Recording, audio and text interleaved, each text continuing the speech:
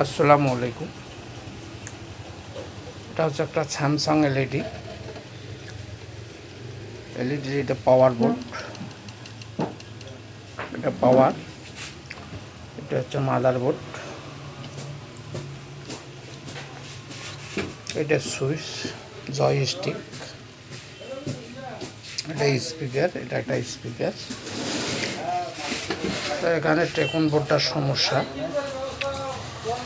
12 volt ঢোকে, 12 volt এই রেজিস্ট্যান্সটা দিয়ে করা হয়েছে, ফিউজ সিস্টেম রেজিস্ট্যান্সটা শর্ট, 12 ভোল্ট এই দিকে আসতেছে না। আমি 12 ভোল্ট এখানে লাগে দেখবো যে ডিসপ্লেটা রান হয় কি হয় না।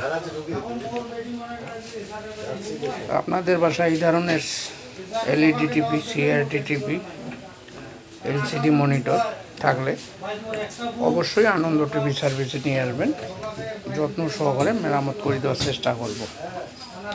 ইনশাআল্লাহ আপনারা ভালো থাকবেন, সুস্থ থাকবেন। আপনাদের জন্য দোয়া করি, আপনারা আমার জন্য দোয়া করবেন।